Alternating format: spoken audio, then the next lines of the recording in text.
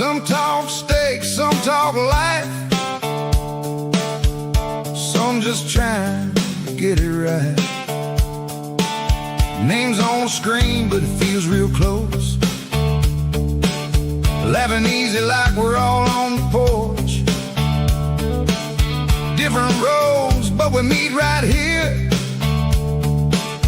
Pull up a chair, we're already there. Target prime rib, come on in. Riblets gather, let the talk begin. Laugh a little, say what it is. Ain't no pressure here in this carnivore keto, however you roll. We're just talking live and feeding the soul. Ain't about perfect, just where you're at. We're all hanging out, chewing the fat. Come on back, chewing the fat.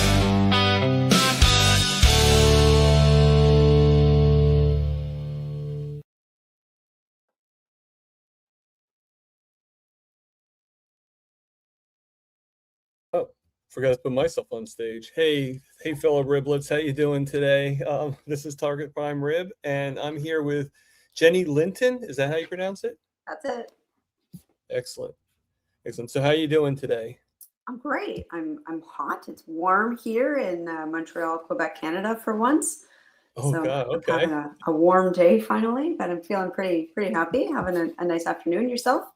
I'm doing pretty well. Yeah, not too bad. It's hot here too. I'm not sure. It's not as hot as it was the other day. The other day it reached about 90 something. So it's Nice. a little bit cooler today. So yeah, I saw you on Instagram and I thought, like I like to have people tell their stories and everything like that. And I figure you probably had a good one, probably had a doozy.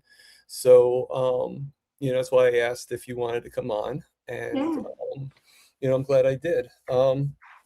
So before we start, we'll say hello to a few people in the chats and everything, and then we'll begin. I usually set these things for about 2 hours, but you don't have to do 2 hours. There's no law that says you have to do 2 hours. An hour is more than okay. It's just sometimes I think stories are just so big that they can't be rushed, and it also allows for questions and answers, which.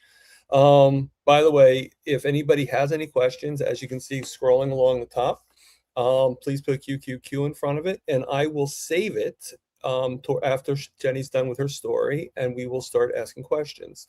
Unfortunately, sometimes questions are asked and you answer them during the story, but I do like people getting involved in asking the stories. So we'll start off with saying hello to the first person. We have a Lucy Auerbach here. Lucy, hello. And then we have Sandy Blythe. And then we have Amanda from Amanda the Carnivore McKenna. McKenna. Sorry, Amanda. I keep on forgetting. And then we have Tim Silva, which it hasn't been around for a while, but I'm glad you're here now. I'm back. We love it. His trade name is From Walker to Walking. So... Awesome. And then we got Smoothie here, Carnivore Wayne. Hey, Carnivore Wayne. We got Lynn22 Cute Cat is here, and John Together Strong, which is the guy that made the song in the beginning. I don't know if you heard it or not, but yeah. And then Twinbrook Acres is here, which I think is James, if I'm not mistaken. Maybe you can just remind me, Twinbrook Acres. And then I think I just mentioned we have Smoothie. And then we also have Susan Hamilton and Jonathan Carnivore Muscle is here. So everybody. Oh, and Low Carb Spin. I can't believe I just skipped you. And Bacon Runner is also here too. These are great names, by the way, everybody. Fantastic names. So do you know who most of these people are? Have you seen any of them? I know a few of those people. I probably know about 50% of these people. Yeah. Excellent. Hi to everybody. So that's good because it's good to have a little familiarity with each other. Yeah. So I was right. It's Rick. Good. I like being right. It's not very often. I like being right. Okay. So where do you come from? Like you said, you said Canada. That's right. I'm in Canada. Yeah. Okay. Which shouldn't be too shocking because there's so many people that are carnivore that are you're either from Canada or Florida. and maybe Texas. Fact. But I'll Texas say like doesn't really most. shock me any because, you know, if you think of like the steaks and stuff like that, you know, that sounds like a Texas thing. I don't know. I find most of the people in my community tend to be American. I don't know a ton of Canadians. There's not a No, whole I lot of see a us. lot. I know many Canadians. Do you? All right. Okay, you got to hook me up. I don't know these. I don't know them all. Well, I might. Well, most Maybe of I them do, come but from Alberta. Alberta. Yeah, Yeah, that's the that's Texas of Canada, so yeah. makes sense. Oh, Yellow Rose. Hello, Yellow Rose. How you Like, doing? All right. So I'm going to put the mic to you. I just switched our pictures, so then that way I can put it on the chat comments for the TV or whatever you want to do, so people can see the comments as you're talking. And I'm going to give you the mic and to tell a little bit about yourself and to tell your story. And don't think that you need to rush. Okay. we've got So time. I love this. so without further ado, we got Jenny. All right, my time to shine. Well, hi everybody. My name's Jenny. Hey, Coach Jenny, if you're on Instagram. I am now going on 3 years of carnivore diet. So for everybody who's like, oh, after 2 years you fall out, it's not true. I'm a almost 3 years strong, devout carnivore. So I'm doing great, loving life. What brought me to carnivore? Well, it is a journey. So we'll take that story together. I'll say probably around the age of 16, 17, I started to develop some like digestive issues. Went through about 6 months of testing. They couldn't figure out what it was. It was all upper digestive, so no heartburn, just I would get very ill feeling every time I ate. I would have constant nausea. I couldn't really eat large quantities of food. Went through every test you can picture on the face of the planet. Kind of just self-resolved because as the wonderful Canadian healthcare system is, it kind of just was like, we don't know. Let us know if it gets worse. Have a great day. So in that period of time, I also was diagnosed with hypothyroidism. And I was told, like everybody else, it's genetic. Your mom has it. Your grandma has it. Here's your pills. Have a nice day. Okay, bye. So I go about my life and I'm on my thyroid medication and I'm, feeling nauseous sometimes. Off we go. I go to university and I start working in the restaurant industry. And for anybody who's worked in hospitality, you will know it is not the picture of health. You are not living by any standard a normal life. After I graduated university, I studied psychology and I was somewhat practicing that, but I was also still actively bartending. And so, the life is the party scene. You don't sleep. You're up until 3 or 4 or 5 or 6 or 7 every single night. You eat whatever the kitchen will feed you when they will feed it to you. Sometimes you don't eat at all. It is what it is. This kind of led to more progressive health concerns for me. My hypothyroidism got worse. I started to lose my hair. So if I were to pull my hair like this, I looked like I had male pattern balding. My hair was fully missing here. I had about 1.5 inches wide part. Yeah, we matched. Not cute on a 24-year-old girl, but you're killing it. You look great, Thomas, and you're rocking it. So, I go about my life with this and it's ups and downs as it is, but the industry started to, cause some cortisol imbalances for me. I started spiking and dropping. And so I would go through periods of time where I was very thin, I'd go through periods of time where I was quite inflamed, depended on how much I drank, depended on how little I slept. Fast forward to, let's say just before 2018, I leave the restaurant industry and I make the fun dive into municipal politics as the director of operations for a political office. And this life is equally as chaotic as the restaurant life.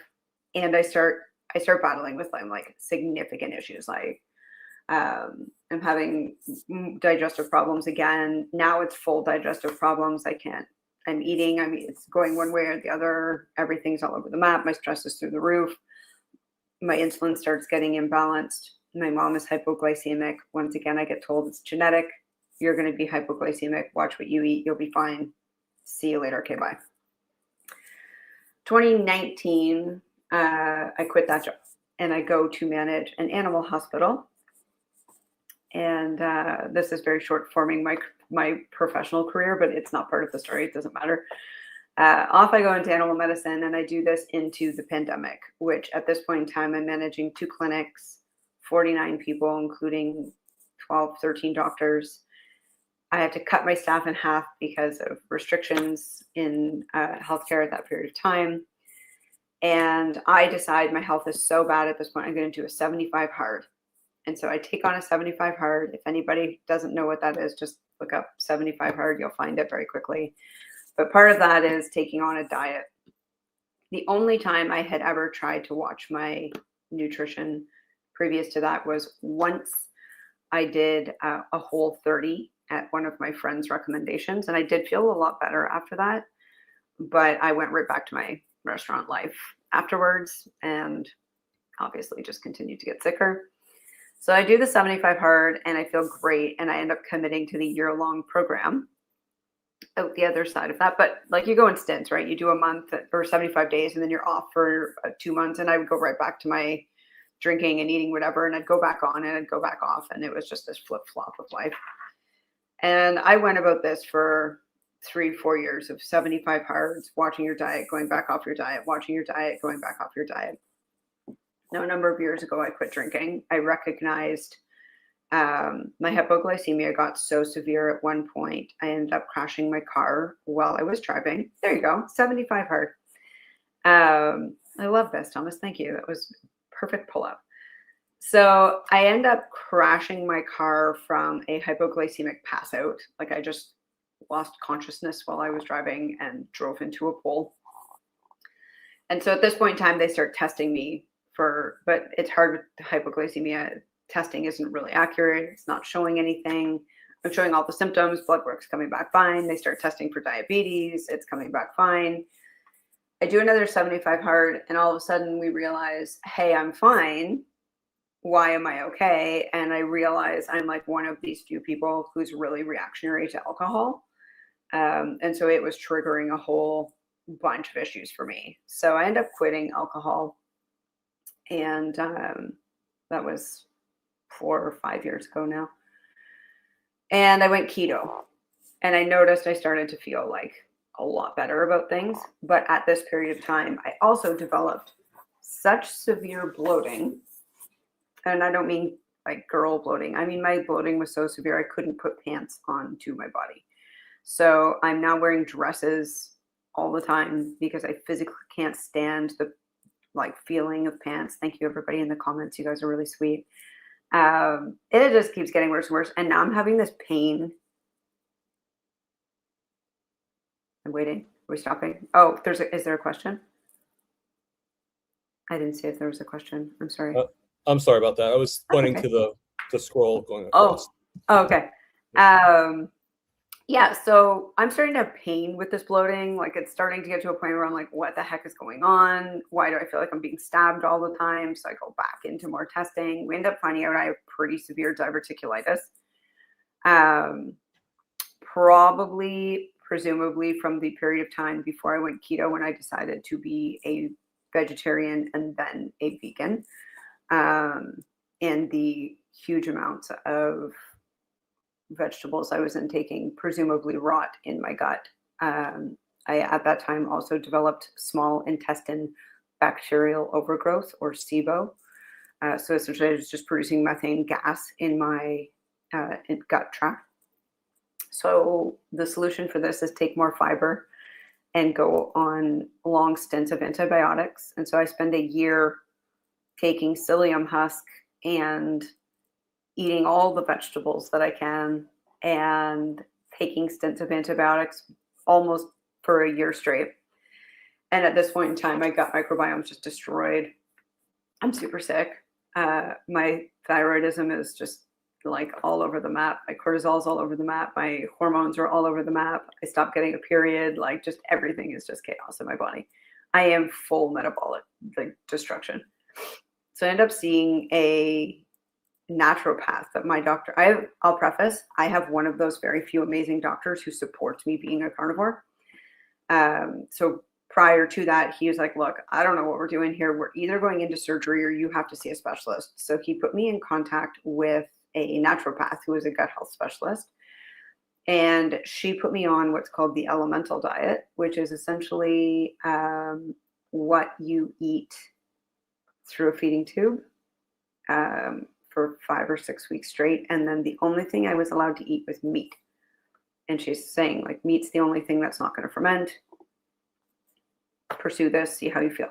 That clears out my SIBO, but there's still a lot of like diverticulitis infection that they're not really sure. And now at this point, they're basically saying, like, you're going to have a number of inches of colon taken out. You're probably going to have a bag attached. Have a nice day. So I'm dealing with that. Still, again, the hypoglycemia is terrible. Everything else, just like I've got adrenal fatigue at this point. My hormone testing is that of like a 65-year-old. It's just, everything is terrible. And then, of course, what do? Another 75 hard. And when I do this one, basically the only diet left I hadn't tried was carnivore. And I thought it was insane. I'm going to be very transparent to everybody here. When I looked at it, I was like, these people eating meat are nuts. This is disgusting. What's wrong with them? Whatever. I don't care. It's 75 days. I'll be fine. So at this point, this is my 5th 75 hard.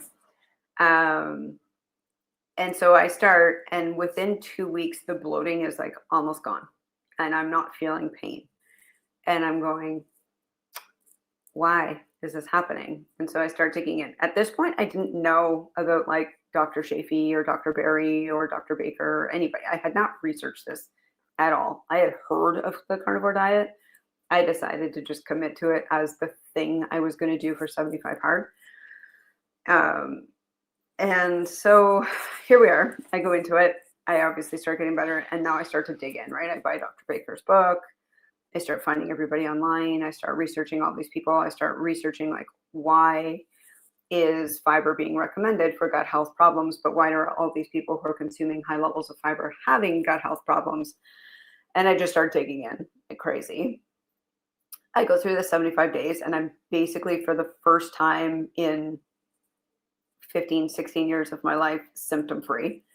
Like my skin's not peeling off of my face. My nails aren't breaking and falling off. My hair starts to grow back in. My natural curl that I hadn't had in 15 years starts to come back. All these crazy things just start happening.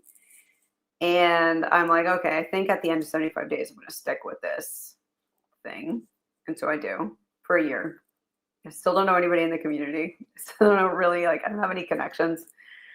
And at the end of the year mark, I thought, I got to tell, like, I'm like everybody else here. I'm like, I have to tell people about this. People need to know. And so I started an Instagram and I just start posting. I knew nothing about social media. I knew nothing about the online world at that point in time. I just start posting.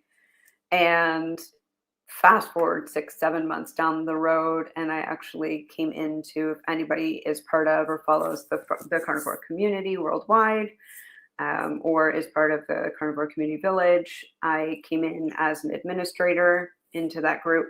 There were 4 of us at that time. We have since narrowed down, and now it's a smaller owned situation. We've got a really great, amazing, I think we have 250 people in our village, and there's 35 people in the core group, and just trying to work with as many people as we can. We've now got a podcast. We've now got a second actual business called the Global Roots Network. And I went through Carnivore Coach International. I got certified as a carnivore coach a number of months ago in carnivore and nutrition. And now this is what I do. I work in mindset and life space, but with nutrition as being a major key part of that. I think you can't have the mind and spirit wellness if you don't have the body wellness. I think we can all attest to that fact. So here we are, out the other side of a really crazy, really long journey of health, and probably things I'm forgetting along the way that happened to me, because it just feels like it was a million years ago. It's a very interesting thing to reflect on when you do these calls with people. And I run my own podcast, so I'm not often the person on the speaking end anymore, but very interesting when you reflect, and I'd be intrigued to see if anybody else has the same experience, or I think people often do, where all of a sudden it's like you feel so amazing. It's hard to go back and remember how you felt before. It's hard to go back and remember not being able to put pants on. It's hard to go back and remember my hair falling out in clumps and like crying in the shower.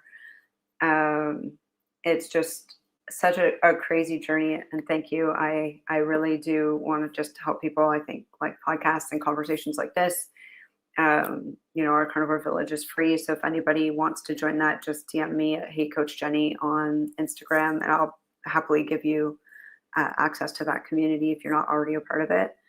I think it's a really incredible thing to come into this space of healing and wellness, and how many amazing people you meet along this crazy journey of like fitness and traditional health. And then I don't want to call food alternative health, but I think in traditional healthcare senses, it's alternative health. And to be here with people like yourself, Thomas, having these conversations is just such an incredible experience. And I feel very fortunate and very blessed to A, have healed my body, and B, to be in a space where I now have the education and capacity to welcome people, to share with people, to give other people a space where they can communicate and grow and heal together. I do not personally have a YouTube channel, but you can check out the Carnivore Community Worldwide YouTube if you're interested in just carnivore, or if you're looking in overarching health and wellness, the Global Roots Network, which is very brand new, so you might have a hard time finding it. But again, if you just send me a DM on Instagram, I can send you the links to any of those. And we do our channel. We speak with like, Bella and Dr. Shafee and Dr. Baker, and try to bring those voices to the community as much as we can.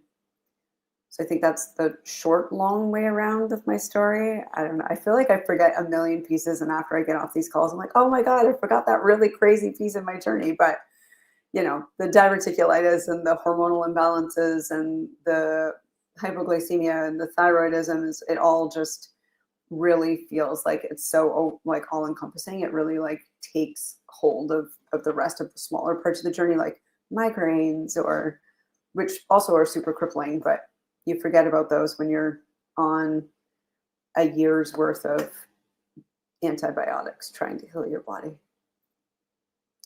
So I think that's my journey story. Wow. Good one. So I put a few things in the chats as you were talking, as you could see. I put down your Instagram channel, and I also put in for the Global Roots Network. So anybody wants to check them out, just click it and just save and subscribe, and then look at it later or look at it now. Either way is fine, as long as you're still listening to us. That's all that matters to me. So what do I eat in a day, and do I fast? I see is a question in the chat. I did. There is one. Yes. So question: what do you eat in a day, and do you fast? So I do fast. It took me quite a period of time to get there. Normally I'm cautious about it, but I won't be cautious about it. So I'm not a huge fan of women fasting, long-term fasts. I think for some people it's totally fine, but generally I think when you get beyond the 48-hour mark, it can be a little bit more problematic for us. With that said, I will once a month do a 24-hour fast, at least. Sometimes I go into 48, depends on how I feel. Every day I do intermittent fasting. I find that controls my blood sugars the best. So I do TUMAD. I do not do well with OMAD. Again, I don't feel women always do the best with OMAD. I think men tend to do a little bit better with it, but it depends on everybody's personal situation, of course. For me, I don't need more than 2 meals. I can certainly get everything I require in that. I'm definitely not one of the hardcore red meat only carnivores. I would say 80% is probably red meat, mostly beef. I do eat lamb if I can get a hold of it. It's hard to get here. If I can get it, I will eat that, or goat, but it is primarily beef. I don't eat ground beef only because I seem to not be able to digest that level of fat. So I'm actually not a super, super high fat carnivore. I'm a mod fat, and I do I do PSMF. So Monday to Friday, I eat higher protein, moderate fat. And on the weekends, I tend to like fat fast. So I consume more fat on the weekends when I don't have to be working for 17 or 18 hours in a day dealing with, my clients and my business and things like that. But I will eat some chicken and turkey. I'm not the hugest fan of it. I don't eat pork at all. I do eat fish and seafood. We have a half Hispanic household, so there's a lot of fish and seafood intake happening here. But external of that, pretty much just red meat. So I don't eat eggs either because I get a histamine reaction from them, but I'm pro egg. It's just, for me, it just doesn't work. But yeah, I would say it's mostly steaks. Like today, it's steak for lunch, and I'm going to eat a roast for dinner. Roasts and steaks seem to be my pretty much staple. It's easy. I work a lot. It's easy to throw a roast in. I'm a lazy carnivore. Right. So Tim is asking, how is your hypothyroidism today? Tim, I have been off medication for the last 2 of the 3 years I've been carnivore. So I did work with my doctor on an exit strategy from being medication dependent. I'm not always the biggest fan of people just like cutting meds off. I think, again, it depends on the individual. For me, as I started to adapt to carnivore, I started to feel better. My doctor supported it. We did it with regular blood testing. I blood tested every 3 months. And once I was at a level where it was okay, I was off, and I have been off, and my thyroid levels are completely normal for the first time since I was 16. Amanda, QQQ, Jenny, I couldn't agree with you more. I personally don't believe fasting is really for women. Either nothing for 48 hours tops. Only once you're healed. If you're healed, fat is too important. Yep, agreed. Totally agreed. Okay. I love these QQQs. It makes it so easy to understand all these questions. Yes. Do I take supplements? Do you take any supplements like magnesium, iodine, please? I took iodine in the beginning. I supplemented a lot in the beginning as I was transitioning. Again, I really wanted to make sure I didn't come from a SAD diet. Like I said, I came from keto. But with that said, I was kind of a dirty keto. Like I would eat the keto snacks, and I would make keto desserts and things like that. So I definitely wasn't like a clean, super clean keto.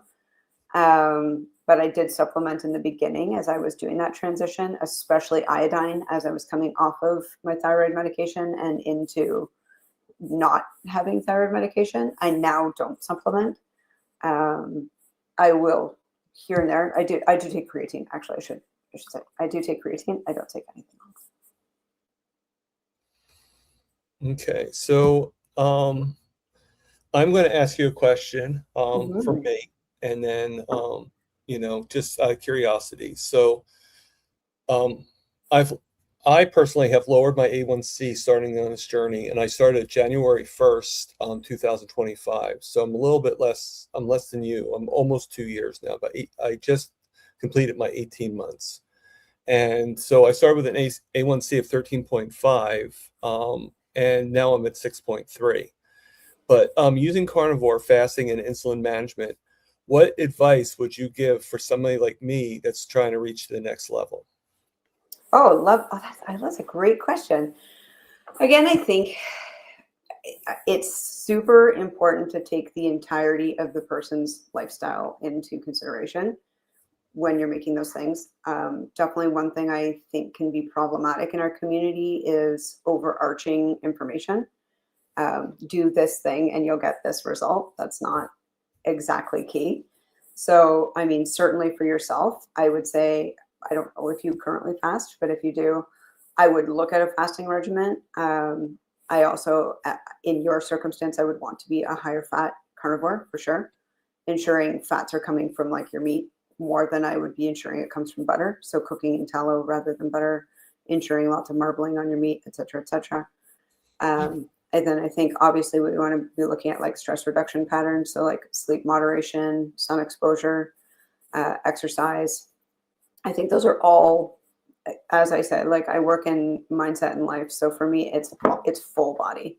I think to apply just diet is a piece, a massive piece. But I think you can do all the fasting and all of the very strict carnivore you want. If your stress is terrible or your sleep is terrible or your fitness is, you're not moving your body, you're not at all going to be able to like get to the next level, right? You'll plateau. So I would suggest you look at like whole body. I definitely think sleep is, I'll pull a Dr. Huberman here and just be like sleep, sleep, sleep. But I think sleep is really actually very integral in lowering those numbers. Nice. I like that answer. Okay, so we got one statement and one question. So I'll read the statement first. Amanda is, I don't eat pork at all, either not even before carnivore. I can't do dairy or eggs either. I'm sensitive to histamines in ground beef. If I eat it, for it says I'm a roast steak, and roasts are my staples too. Yeah, I think we're pretty much cut from the same cloth. I see that a lot. So people who have histamine reactions, and my best friend's husband is one of those people where if his meat sits overnight, like they buy store-bought meat and it's sat, he will get a histamine reaction from it. So everybody's got kind of varying levels, but I find people like us who have the egg or the pork tend to also have the other one as well. It's pretty common. I mean, pork is your highest histamine meat that you can consume for sure, hands down. And I think eggs, so where I am, I have a very hard time finding eggs that are like truly free range, not like they live in a little outdoor pen, but truly free range and are not consuming corn or soy. If you are finding you're having a histamine reaction to eggs, if you can find corn and soy free eggs, give them a try. It tends to actually be the diet of the chicken rather than the egg itself that's problematic.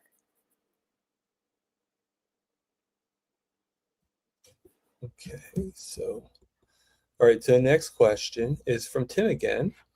Are you, and don't get me wrong, I love the questions, Tim. Keep them coming. I'm keeping everybody's score, so just let you know. Are you familiar with the hard work today? No, I actually do love it when people ask questions, so the more the merrier. Are you familiar with insulin resistance? If yes, any suggestions on how to reverse it? Yeah, so it depends if that's insulin resistance that you came into carnivore with or insulin resistance that you've developed since. This is a controversial topic. You'll have a lot of people in the carnivore space say, absolutely not, you can't develop insulin resistance in carnivore. You can. The way to moderate that if you are currently a carnivore and you're dealing with a little bit of insulin resistance is actually to incorporate small amounts of dairy. Dr. Suez, whose name I'm going to butcher because I cannot pronounce his South African name, but Cwys, has a lot of really great content on insulin resistance in the carnivore diet space. But that's generally his recommendation is very small seasonal supplementation of raw dairy if you can get it. If you can't get it, go to your local pet store and look for raw dairy for dogs and cats. It's the same thing. And you can consume it in that. Now, obviously, recognize you need to be cautious with dairy because we know that, there's a whole carbohydrate aspect to that. So certainly don't just go out and free rein it, but dairy can assist if you are dealing with insulin resistance in the carnivore space. If it's pre-carnivore, then that's a whole other conversation. But yeah. All right. So next question comes from Jimette. We call her Juju. So love it. Who was your first carnivore influencer? Mine was Dr. Ken Berry and Chafee. Thank you. So mine was Dr. Berry as well.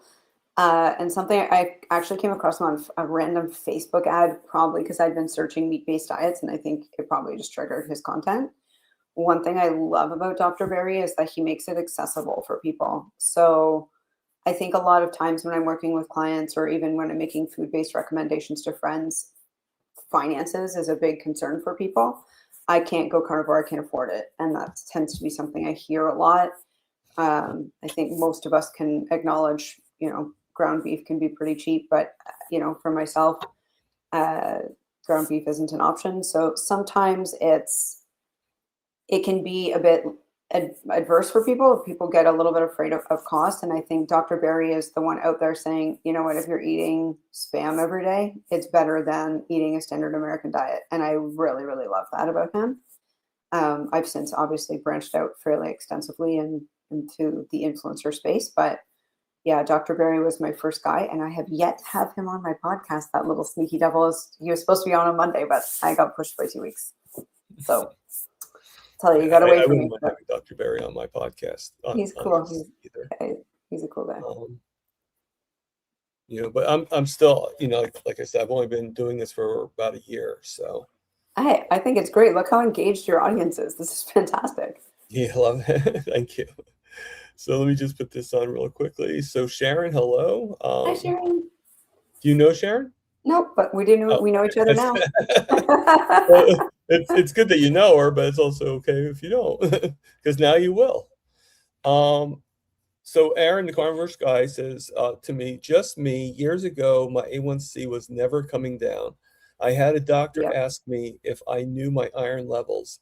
Nope, they were very low. As I increased that, it helps my A1C. Low iron hurts my results. I never even thought about that. For sure. This is generally why we see, like, when you come into carnivore, if you're a very like red meat based carnivore, you'll see the impact of that help a lot. It's heme iron, right? So it's an accessible iron where maybe historically we've been absorbing it non-bioavailably through other sources. When you start to absorb iron adequately and in gooder amounts, that's where we're at today, in good amounts, then you'll start to see that impact solid. That's very interesting. I'm actually seeing I had to change up my doctors because I had an insurance. Well, I don't know if it was really an insurance issue or if it was the medical facility issue. So you take your pick. But basically, I was going to a clinic that had all the doctors, had everything there. And I went to see my doctor and they're like, oh, well, we don't take your insurance anymore, so you can't come here. So I had to kind of go back home, reschedule everything, and got a new doctor, set her for the 15th. And I have to get a few other things too, but I figure primary doctor is probably the first thing I want to go to. And so I'm like, using ChatGPT and stuff like that, figuring like what questions do I want to ask, what things do I want to look at, using people like to find out. And I'll definitely add that to the regimen because one of the things I want to test out is my testosterone because I have a feeling I have low testosterone. Testosterone's always a big one I recommend for men. And I know a lot of men in this space who have gotten better. And I know a lot of men in this space who still supplement testosterone right now, despite being carnivore. I mean, like I said, I'm a huge proponent for diet through and through. I don't think diet fixes everything. Right. Well, I mean, if I just want to see if I'm low or high, if I'll make that decision when it comes, like one thing at a time, Yeah. But I also want to I had my C-peptide tested about during Christmas. So I want to get my C-peptide test again and see where I was at. I was about like 1.56, which they say is not bad for a diabetic, but I want to see if it's improved or anything like that, It's very, I love American testing versus Canadian testing because we get like the crappiest blood work here. And it's like you have to beg for it and it comes maybe once a year.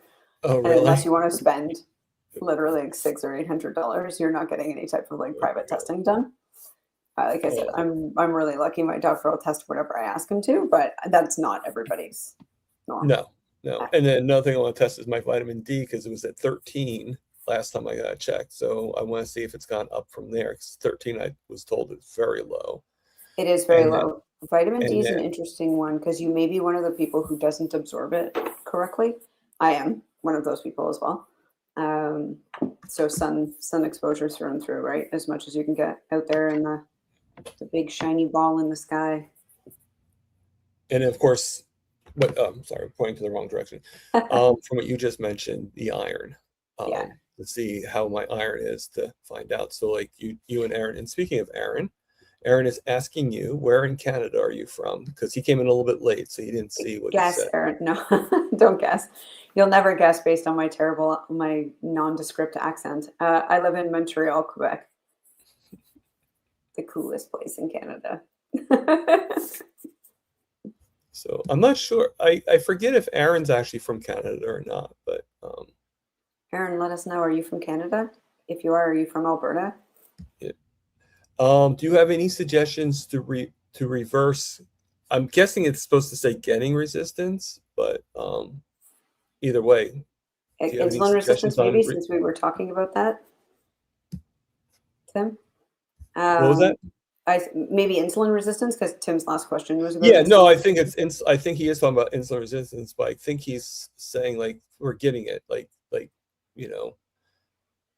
Either Yeah. way, So it's it's again, probably definitely about insulin resistance. Like, do you have any yeah. suggestions on preventing it from preventing from getting it at all?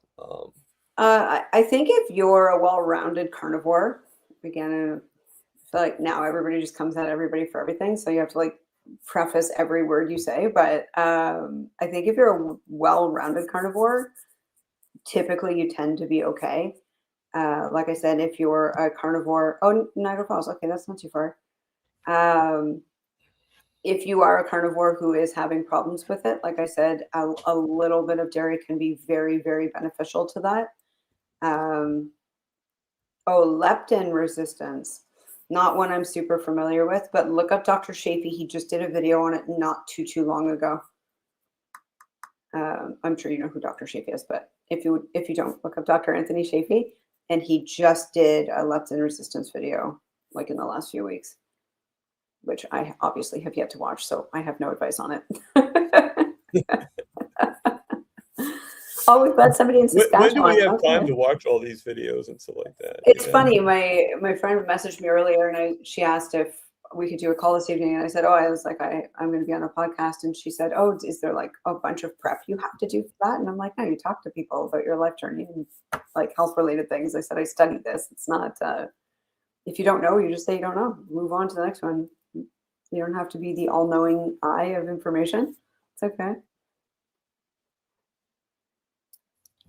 Okay, so this is a statement from my testosterone went from barely 200 to 650 on high fat carnivore, and I'm Heck yeah, it did. 64.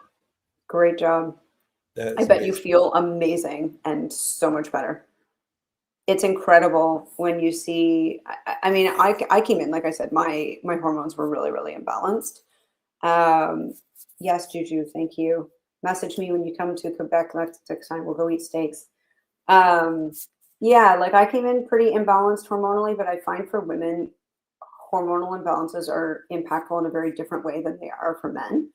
Um, for men, it tends to be, oh, Danavor. Um, for men, it tends to be like this very difficult. If you're not getting it tested, it can just be, it can misread as a lot of things, right? Like it can come across as ADHD symptoms. It can come across as issues with your insulin. It can come across as issues with adrenal fatigue. Like it can misread as a lot of things for men. And because, as we know, our water tends to be just full of estrogen in itself, that's just super problematic for men in general. But I do come across quite a few men in the space whose testosterone was quite low coming into or even during in carnivore. It is a All right, so this one is from I'm in Saskatchewan. I have a doctor that will test. I do it twice a year. Not many health problems, so he's been great. That's that's great, awesome. Beverly, and welcome to the channel. Welcome here. And then we have a statement from Peter, Papa Carnivore. I'm done with testing. I only go to the doctor twice a year to adjust my thyroid meds and to do an annual exam as required to keep my insurance rate low at work. Yeah, Yeah, I and hear that. and I hope that I definitely hope that I will be in that position where I don't have to go to the doctor all the time. And to tell you the truth, I mean, from 3 years ago to 2 years ago, when like before I started carnivore, I was probably going to the wound vet, to the wound care probably 3-4 times a week, and then to the doctor probably like once every like twice a month, and so I was going a lot. Now I go, if I'm lucky, I go to the main doctor maybe once every 3-4 months, and that's That's only because there's a That's- few things I want to find out. And I mean, for you, I imagine that's pretty impactful for your just general quality of life. Yeah, yeah, pretty much. So yes, Jenny is in the building, powerhouse. So, and then we got Keto Simple is here in the house. Love Dustin. it. Good afternoon, friends. I'm a bit late. You are never late, Dustin. I still love you. It's okay. Yes. Oh, and we got quite a few people here. We got Dustin, Lance, North Dakota Carnivore. He's talking a little bit to Tim Silva. Tim, I just recently read somewhere that issues with leptin tend to resolve on higher fat diets. Leptin is a hormone made from fat. I also have issues with leptin. So it's good to know. And it's good Hormonal that balancing across the board, right? Like fat's going to help your hormones. exactly. No matter what. Like years and years and years before I started carnivore, some old and Romanian by way of ethnicity, and some of my elder Romanians told me, butter your adrenals, when I was in adrenal fatigue.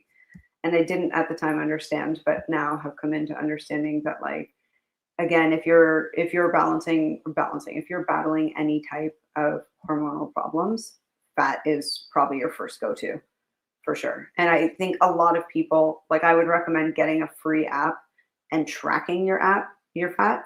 A lot of people think they're getting enough and they are not. So you definitely want to be, like, if you're battling any type of hormone issues, you definitely want to be at least 75% fat in your diet. So Tim is asking this question: how does carnivore bring on or increase insulin resistance? So, yeah, this is a controversial one. Some people say it doesn't. Some people say it does. It's protein related. I can't speak extensively to it because I have read both sides of the argument. That's why I direct back to Dr. Suez, because he seems to be the best authority that I've found on its possible prevalence. But yeah, I definitely don't have the doctor knowledge to speak to that extensively. It's a protein related issue though. Okay. Yeah, I mean, I'll be honest with you, like, I'm part of an insulin resistance program with on SBG, and we love and balance. we went through everything, and we found out that, like, I was having issues with fat, mostly butter. So I have lowered on my butter intake quite a bit, and but I do eat more animal fats, like you were saying before, like beef tallow and stuff. Or taking it from, like, or even lard. Like, just different fats, whatever. But most of my diet is burgers and steaks and stuff like that, and I do have chicken just to save some money. And some pork, again, just to save some money. But unfortunately, because beef is not cheap, No, it's not. It's like, but I still have, like, about 80% of my diet is beef and ruminant meat. But where was I going with this? I'm sorry. On insulin resistance and your insulin resistance Oh program. yeah. So he suggested lowering of my protein. And that seemed to help, So I eat protein still, because obviously you can't do a steak without protein, or, everything still has protein in it. But I did lower my content of protein. And, I do a lot. I do the beef tallow bark, and I do different things. And I do the brown butter bites. I've actually made them. Matter of fact, I'm planning on doing a video, because I just got some candy molds. I'm going to make brown butter bites to make them look a little bit more presentable for people to see on the channel. Nice. And just just everything like that. And yeah, so I think that if you're having too much protein, and no offense for anybody that's with that, but if you're on a protein modifying fast and stuff like that, I don't think that's going to really help you with your insulin resistance. Because the whole focus of it is to eat more protein. And I don't think eating more protein is really the answer, in my personal opinion. So that's just my take on it. I agree. And There's Again, a lot of people that do that, you got to look at everybody's like exact. That's again why I think like coaching is really important, and it's people who can sit down and learn about you and learn about your metabolism, learn about your lifestyle, learn about your battles. Dan Navarro is just saying like just the tweaks on language and the impacts for that alone, right? But I think it's very important to specify, and I'm super happy to hear that you got into a group for people who are specifically looking at that issue, because it is, everybody, there's 400 million coaches, and that's why I always tell everybody, like, there's no need to feel competitive in this space because there's a right coach for everybody. I don't specialize in deep, intense, like metabolic things. It's just not my area of specialty, right? My area of specialty is mindset and lifestyle. I'm a psychologist by nature. And so I'm happy to assist people in working with the nutrition aspect of their life, because I think it's very important that we have the right nutritional balance.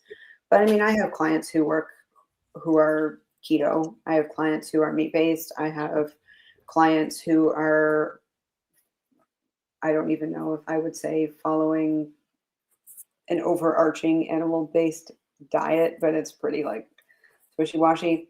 You have to do what's best for people, right? And it's when you have a very specific metabolic condition, I always recommend finding a coach or finding a space with people who specialize in that condition, who have experienced it themselves, who have, who are, my friend Rance works with Rivero, Dr. Baker's program. So he's a board certified. So he works in a lot more intense like aspects of metabolic health. It's just important to find the right people. And I mean, SGB does a great job of that. Bella's whole program is fantastic for that. So I'm super glad that you're in there. She's a really awesome human being with really, really great resources. All right. So Dustin, target prime rib, with lowering your butter, have you noticed any change with your satiety? Sorry. I don't think so. I'm not really, I guess I wasn't really paying attention to that. So, yeah, I don't eat butter at all in any capacity. But I think it's if you're getting enough of the correct fats. That's why I say I always lean back to animal fats, yeah. Right? I'm definitely increasing my animal fats. I'm going to be soon running out of butter, so I might, if I get any more, it's going to be really just focused on the brown butter bites. If I do make them. Yeah. And I do the butter coffee too, but that's about it. I really don't put butter too much. I used to be like Papa Carnivore and have cold butter with my steaks and stuff. But I haven't really been doing that. I just kind of like do the coffee and do the brown butter bites. Yeah. And I came up with the brown butter. I mean, brown butter bites have been around for a long time. I didn't come up with it. But I accidentally figured out how to do it because I was like, okay, how do I do this? How long do I? And then one day I was like, oh, you know what? I need to melt some butter. And they were frozen. It was frozen butter. So it ended up making brown butter bites. And I was like, oh, okay, this is how you do it. So I figured it's actually better to do it over the stove frozen than it is to do it. Have them be thawed out. Yeah. There's a lot of cool videos on it. I've seen a lot of different videos on how to do it. My friend Nora, Wellness Mom, I think she's changed her name too on Instagram. But if you just look up Nora Wellness Mom, she does a bunch of videos. And then Terry, who's Carnivore Eats, has a lot of really cool carnivore cooking videos too. Yeah, there's so many of us out there. It's Okay, so Carnivore Wayne. Hey, Carnivore Wayne. I use Ultra Labs for testing my testosterone. They are reasonable for paying out of pocket.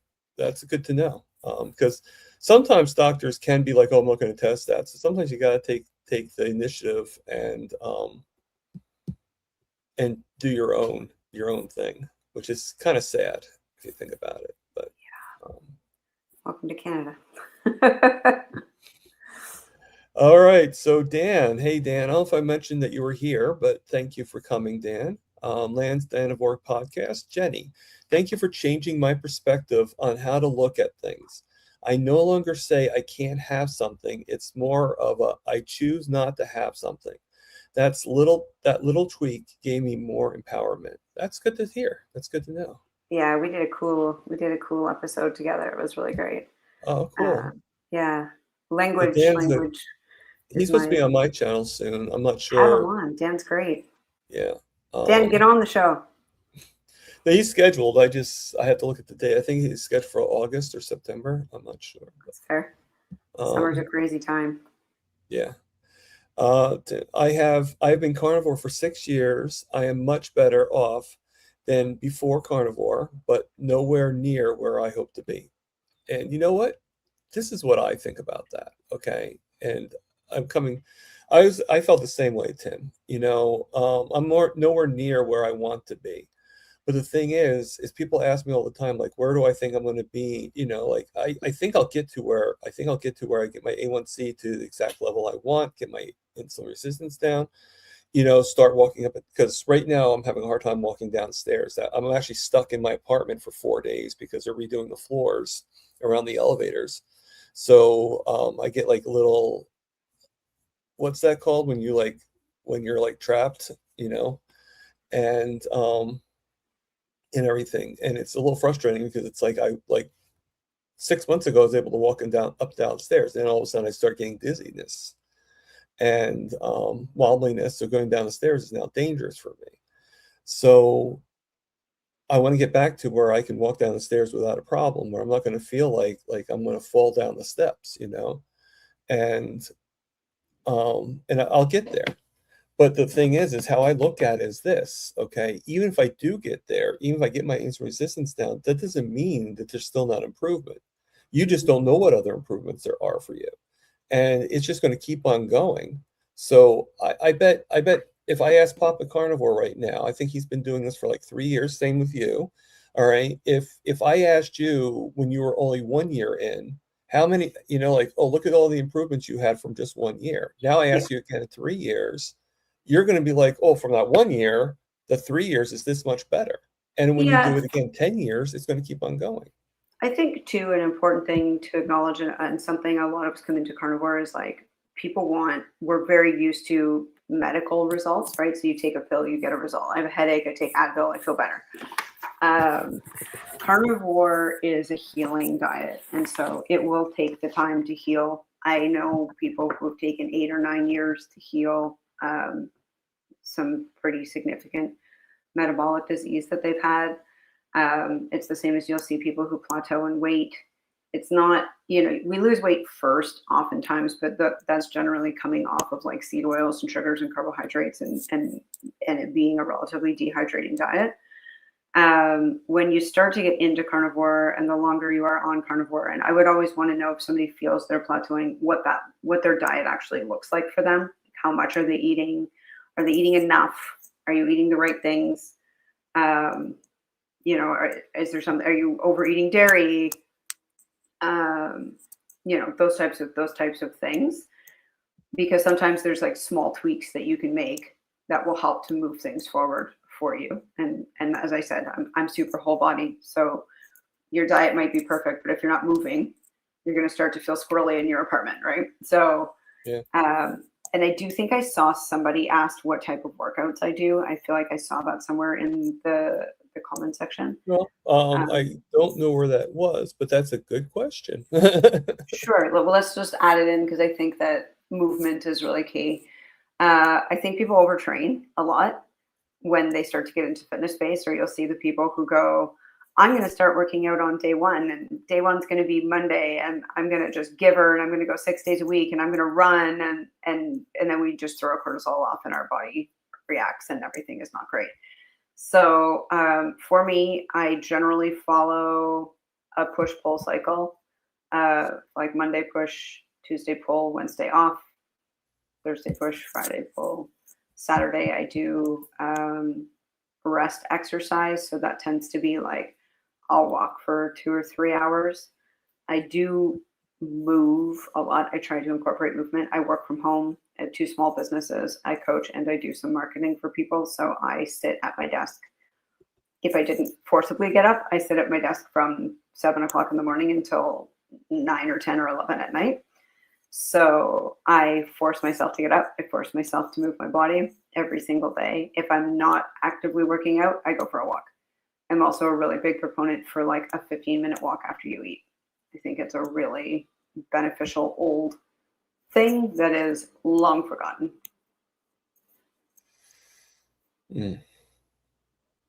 Okay, so I just want to put this out there. I think this is pretty admirable. I just want to make sure you get some credit for it, John. Just working, Peter, innovating, working on a computer for the blind. So that's pretty cool. Amazing. Yeah. And let me see if there's any more questions before I ask this one. All right, QQQ. How do I deal psychologically with see others achieve what's helpful? Sorry about that. Let me get that really quickly while you tell your answer.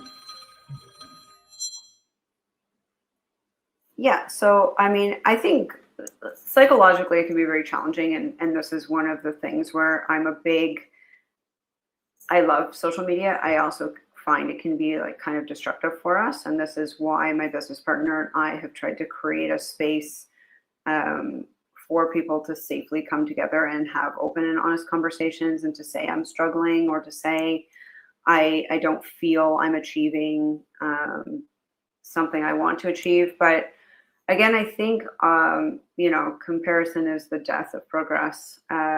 When we are looking at other people, it's that grass is greener situation, right, Tim? So sometimes we look at somebody who might be in an ideal circumstance, or they've done something we don't know anything about, and we see an achievement for them. Like, for a lot of people, they'll look at me and they'll be like, oh, Jenny's fit. But they didn't see 3 years ago when I couldn't put on a pair of pants because I was so swollen, right? So the achievement to somebody who doesn't know me might look really great on paper, but the battle to get to that achievement was probably just as hard for me as it was for somebody else. I think one of the primary issues with social media, other than I think it can be kind of isolating for people, is that it can also be a place where people show only the best aspects of their lives, and they don't tend to show the entirety of the situation. So I would always welcome you if you're feeling that you're psychologically struggling with something. I always recommend to clients or to friends, people in whatever space, like, if you're trying to change something about your life, let's piece it down like you eat the elephant one bite at a time, right? So if you want to lose weight, that for you might look like a number of things. So there might be an eating pattern in place. There might be an addictive issue like drinking. There might be bad sleep pattern. There might be too much stress. There might be not enough exercise. So those are a lot of things to encompass at once. So I always suggest picking one small thing you can write down, and then just mark on your calendar every day you did that thing. And that might be like you made your bed. It doesn't necessarily have to be related to the goal. So if your goal is like lose 50 pounds, but right now you can't even make your bed in the morning or remember to brush your teeth, sometimes our self-talk might not be the nicest. And we start to be very comparative of like, oh, look at what Thomas has achieved. Thomas has done so great, and I can't do this. And negative self-talk is never going to bring us into a space of achievement. So sometimes I like to really pull it back to an achievable thing. So like, maybe it's just do your dishes. Maybe it's just make your bed. Maybe it's brush your teeth 3 times a day. And every time you do that thing for a month, just write a W on your calendar, and you'll see how much you're actually achieving. And if you're not achieving and you're struggling with that, then outreach to somebody like me, or find somebody in that space that you can talk to who has the skill set and the tools to help you overcome whatever the barrier is that you're facing in order to start to progress on your goals again. But I would say, like, don't let comparing yourself to somebody else's journey steal your joy or your own validation of your journey, because I'm 100% sure you've achieved awesome things that, just like I said, I've forgotten all the things about myself that I probably really struggled with 3 or 4 years ago, and including like I used to have anxiety attacks so bad I would be on the floor crying. There you go. I forgot that entirely. When I was that ill, I would look at somebody like me right now and be like, how is she so okay? I hate her. How is she all right? Like I would have hated who I am now in one regard because I don't battle with that anymore. But the work that I did over 3 years to get to a space where I don't battle with that was grueling. But all you're seeing is a person who's stable now. So remember that always the grass is always greener. It's we will never be able to compare ourselves to anybody because someone's journey isn't yours. And I think, give yourself a pat on the back for the things that you are achieving, and really do remember to step back and look at your day to day, because you're probably achieving a bunch of awesome things that somebody else would really struggle to achieve in their day.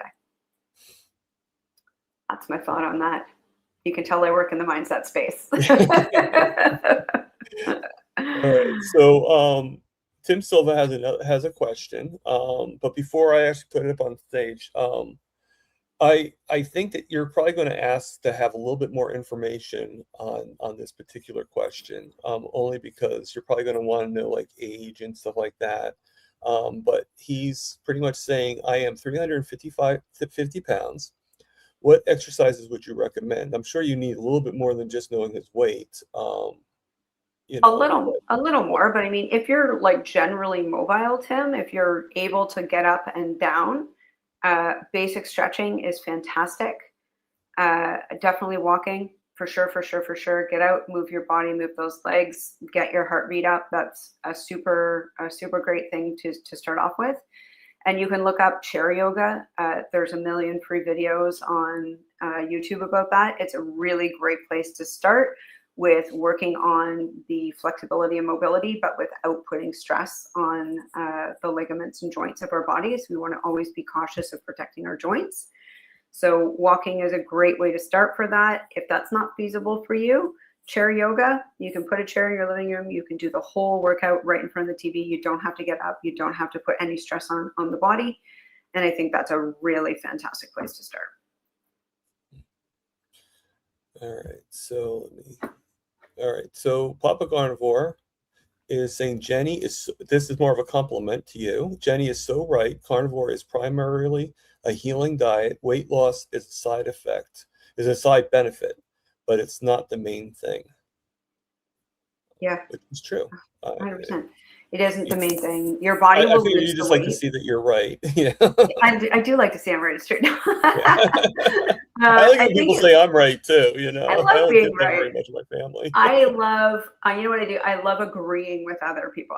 I'm not a super I'm not conflict adverse under any regards, but I like to be nice. Like there's a lot of people in sorry for my language. There's a lot of assholes out there who aren't so kind to people. And I think it's just nice to find some agreement where we can. And if we disagree, then to do that pleasantly. There's an okay way of doing much, that. Right? Right. But yeah, I do like being right. John Together Strong. This is I'm putting this out there because this is something that you should be recognized for, John. It's actually incredible. People don't see my achievement, see me at 190 pounds now. They don't recognize that I lost 177 pounds. Exactly. John, people aren't going to always recognize things. Sometimes you got to hit them with a baseball bat in order to get them to see something that's going on. But I think that's a great one for Tim, right? Where we're talking about how do we psychologically deal with comparing ourselves? Like to John's point, you might look at John and be like, look how amazing John looks at 177. That guy's awesome. He's killing it. And not recognizing John had to go through 190 and to go through the loss of 177 pounds takes an immense amount of work. So massive congrats to you, John. And I think that's a really great example to Tim's point. And just to, let me take that out because I like to stay organized. So just to go with you, John. All right. So, or Tim, both of you. Tim, I was 300, this is Pop Carnivore, Peter. Tim, I was 320 pounds when I started Carnivore 3.5 years ago.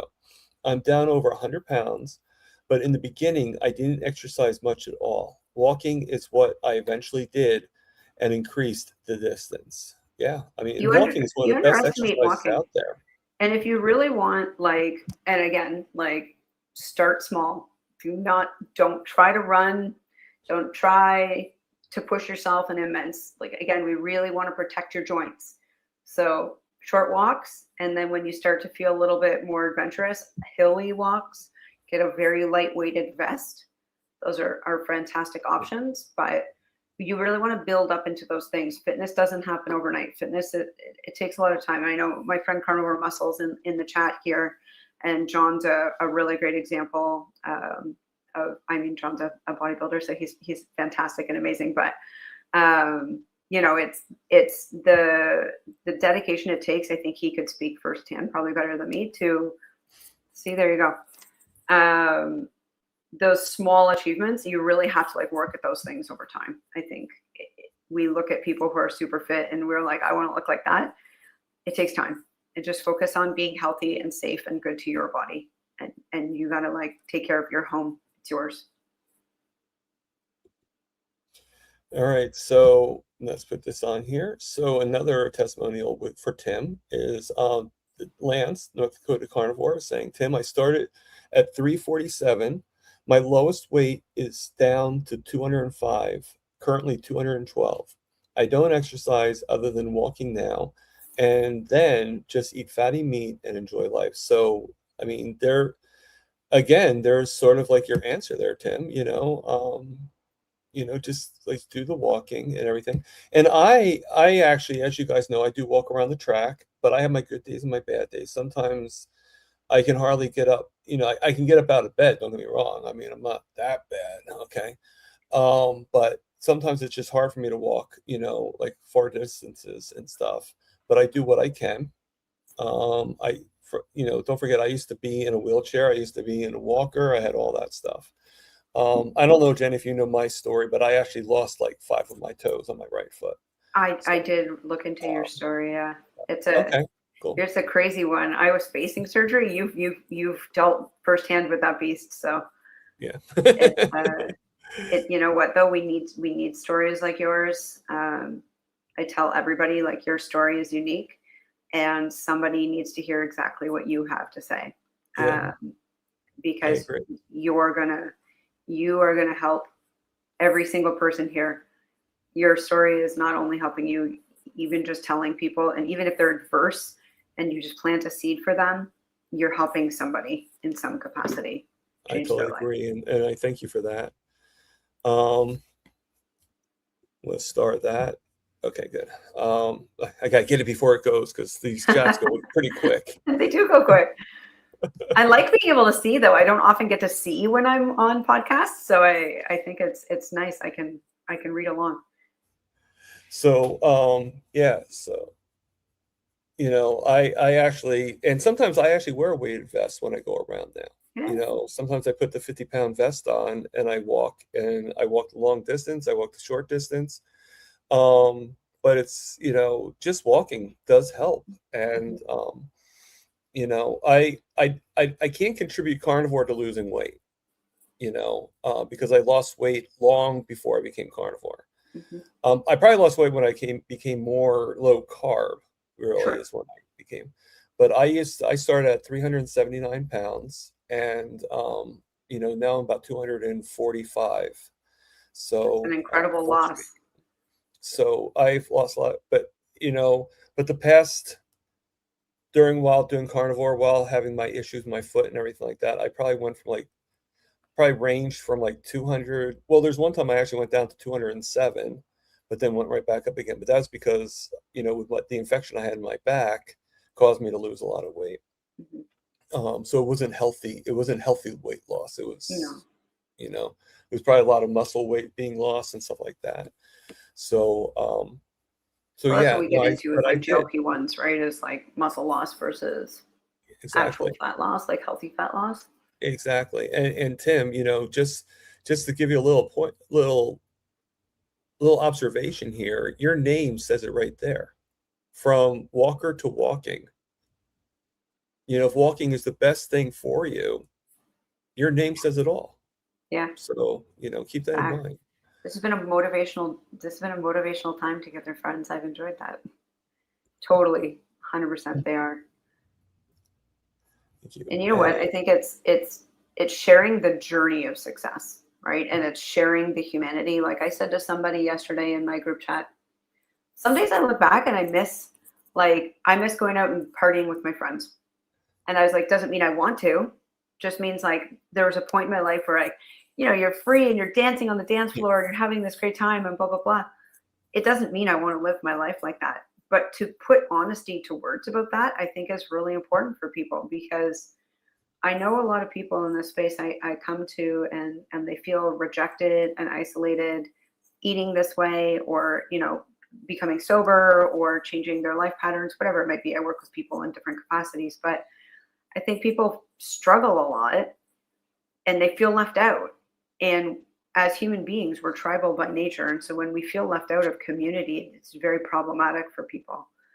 And I think it's important to talk about the journey is not everyday success. It's what you said, Thomas. It's like maybe every day you don't walk 20 kilometers, 20 miles, right? I'll switch to the American version, but like maybe you get up and you did your flight of stairs that day. And for you that day, that was a success. That was 100% for you that day. And you know what? You did it. You weren't in bed. You weren't in a wheelchair. You weren't in bed. You got up and you did it. And that's your journey to success. That is your success. Yeah. And there's absolutely nothing wrong with that. It's beautiful. I totally agree with that. So, retired Rick, let me take it out of the starring. I'm loving I watched Thomas make donuts yesterday, and I bought stuff to make the oopsie muffins. LOL, but haven't made them yet, trying to resist the temptation. Every once in a while, you just kind of like want to do some treats. I do occasionally do cinnamon, so it's actually perfect with the cinnamon. But I have, thank you, John. I appreciate that. I actually do have a Fry Daddy, but I don't fill it with seed oils. I fill it with beef lard or lard, beef tallow or lard. And I make a bread.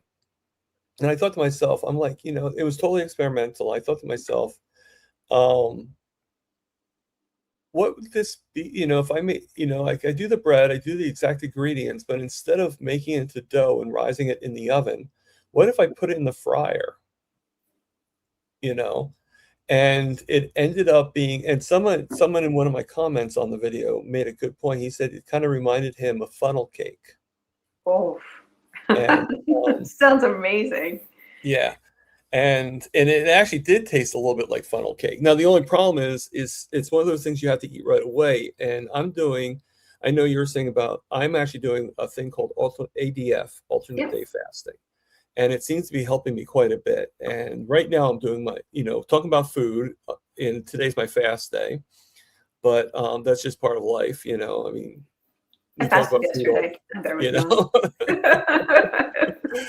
And so I kind of made it for a video during my fast day, so I couldn't eat it until the next day. And this is like one of those things, like you don't want to wait and let it get cold and hard, So you just did it for the fans. I did it for the fans, and I'm beginning to learn that, when I do these things, I need to do them on my feast day, not my fast day. So that way I'm not waiting so long to eat it, which, you know what, I do, good pointer. I do a little bit of work with tallow and crumb. I don't know if anybody's familiar with them, for my Canadians at least out there, but they do ship to America. She does carnivore cookies. So they're carnivore friendly cookies, which are just outstanding, and I'm just the biggest fan of her, that I just keep making her cookies and putting them on the internet because I love them so much. I'm not a big, again, it took me 3 years to get to a place where I could have like quote unquote cheats, right? For me, I was never a carnivore who waffled. I'm like, talking about the 75 hard, I'm probably like the world's most disciplined person. If you give me a task and you tell me I can't do it, like I'll die crawling my way to achieve that task. This is just who I am as a person. It's the Eastern European blood, I'm sure. But those cookies now that I'm like in a healthy enough space, my insulin is fine and my metabolism's fine. I will make them like once every 2 or 3 months. So if anybody's looking for a carnivore cookie, look up tallow and crumb. They're They're a great company, and the ingredients are clean, and they ship to Canada and the US. I'm sorry to my overseas friends, they don't ship over there, but.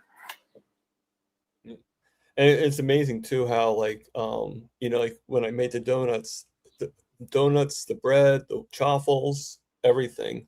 I actually don't have a waffle maker, so it's more of a griddle cake. So I actually call them chan cakes instead of chaffles, because but it makes them sound like they're like Chinese, like you get them at a Chinese restaurant or something like that. Yeah, cool. But that's just me.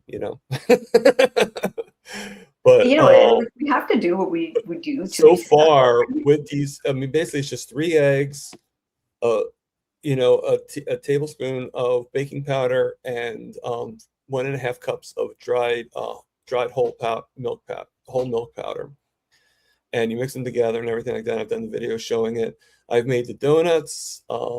I've done the chaffles, chan cakes. I've made bread. I've made cheesy bread. I made cinnamon bread. I made pizza crust.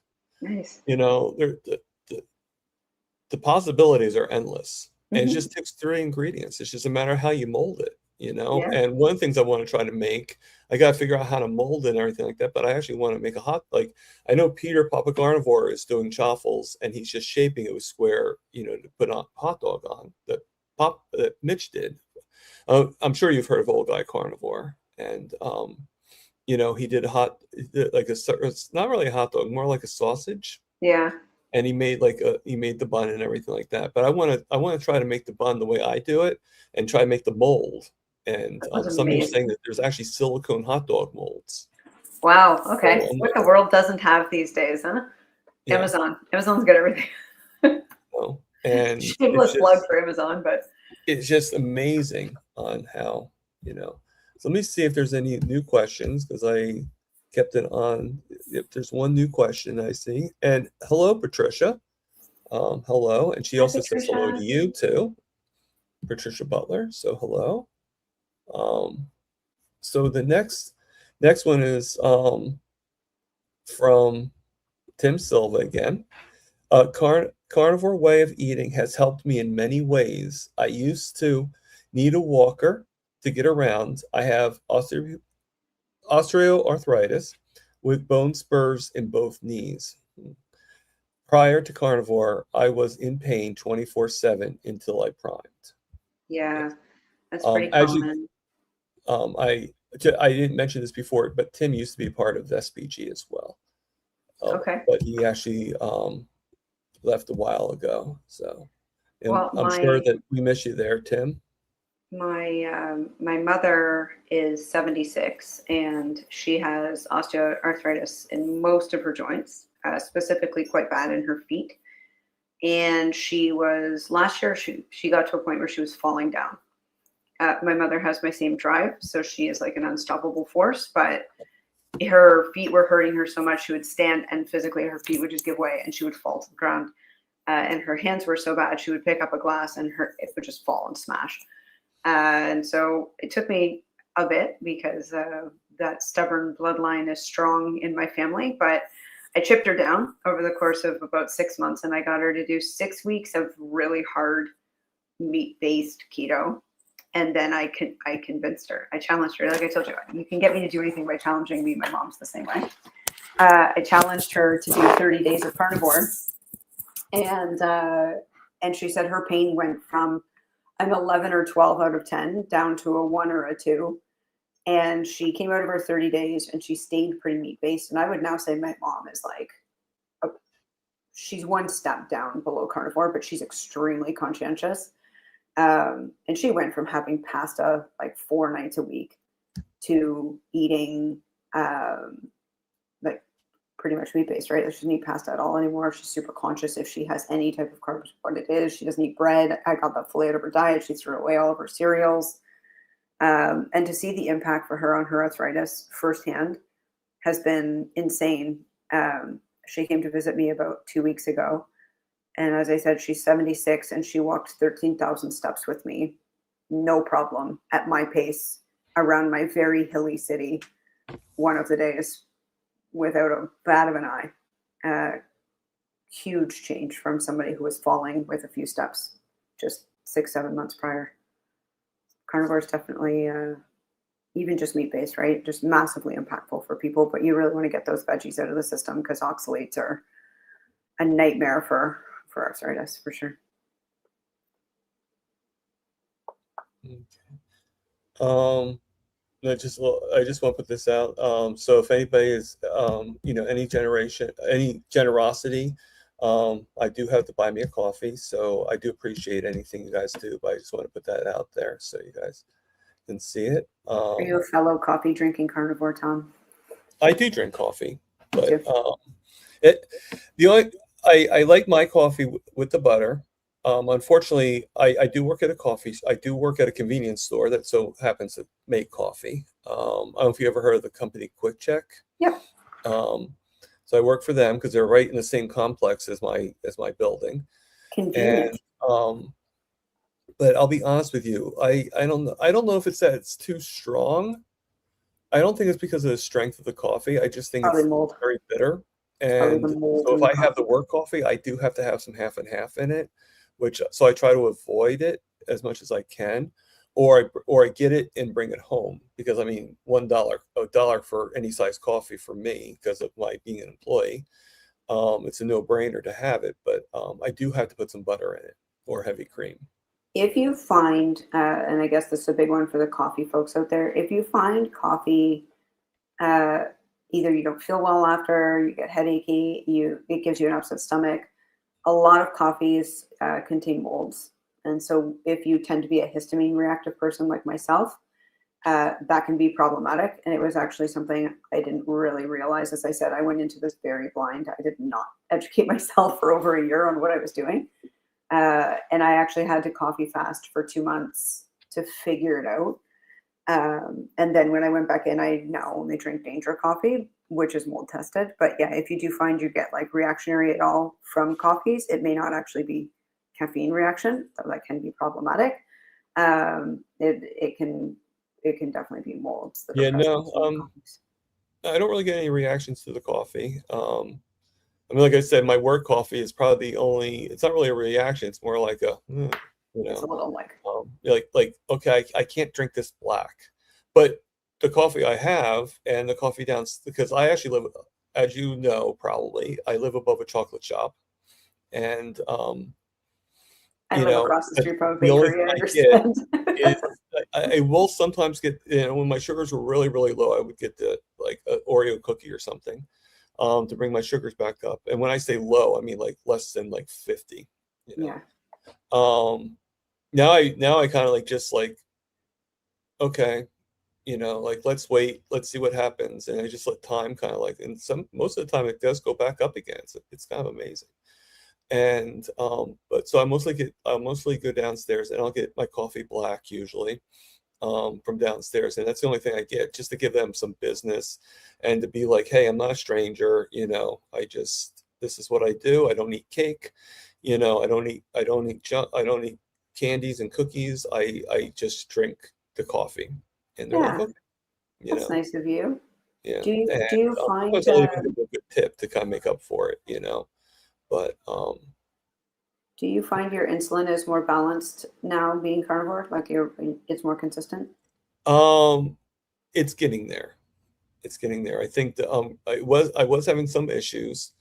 But and I didn't really go off track as much as, like I did a few videos where I cheated, but it was like a simple cheat. It wasn't like like I was like off carnivore for like, like I was eating like chips and candies and stuff like that for like months, and it was like more like one day like one meal I'd have something in there, and I showed, like I did like this one video where, let me just mark this, I'm sorry, where I did a small potato about the size of a golf ball, and again in the deep fryer, the Fry Daddy with the beef tallow, I actually cut it into like almost like potato chips, and I made a small amount and I put it in the deep fryer, almost like Dr. Kiltz does. Mm-hmm. And I dipped it in sour cream, and I had it with sour cream. And didn't do anything to me. I was fine. And another time my mom used to make cucumber salad. I made some cucumber salad, just took like a half of a cucumber and with sour cream again.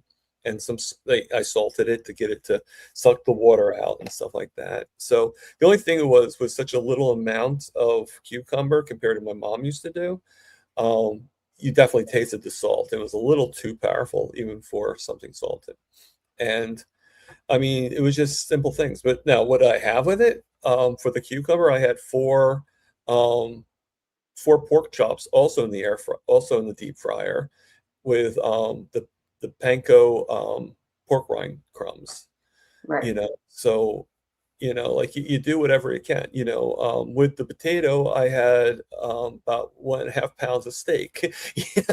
So Again, I think it's these zealots who get really like intense about things, and they're like, if you don't eat strictly red meat, like you're gonna die and you're the worst carnivore on the face of the planet. And it just, you have to work with what is a 90% improvement for me and what's a 90% improvement for you are completely separate things. We're different people.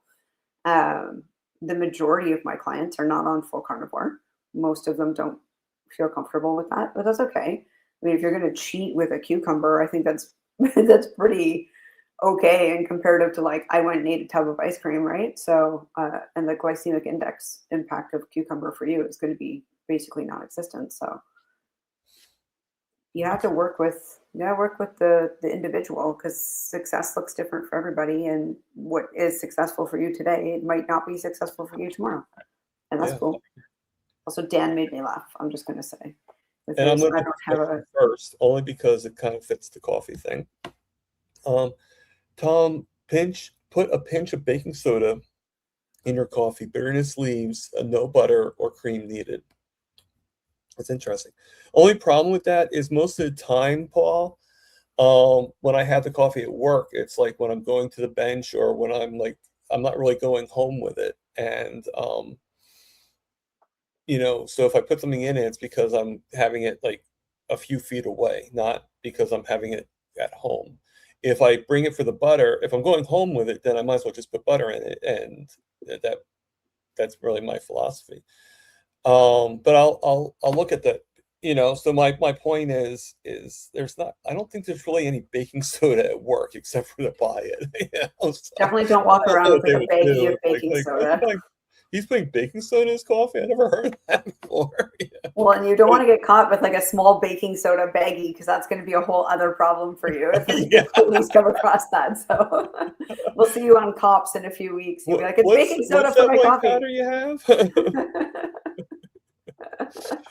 But no, it's still a very good tip. And okay, so Tim, the best results I have on the carnivore way of eating is what my Dalin said to me.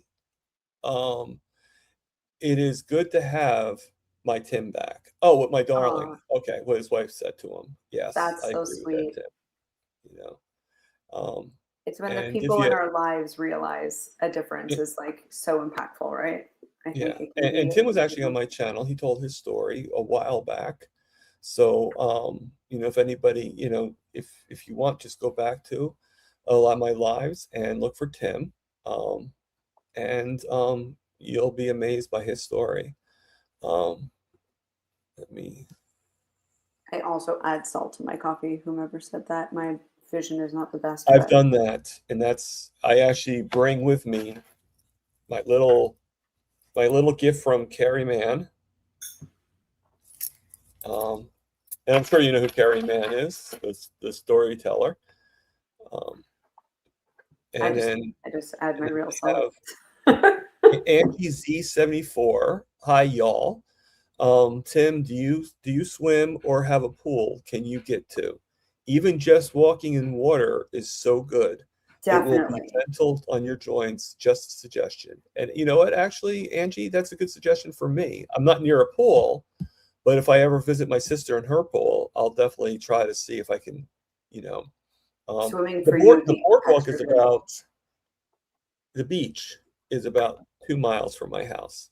So I'm trying to get myself used to walking long distances. I know you mentioned 20 miles before. If I could walk 20 miles, that would be amazing. I would be like, oh, I can get a job anywhere now. I can walk 20 miles.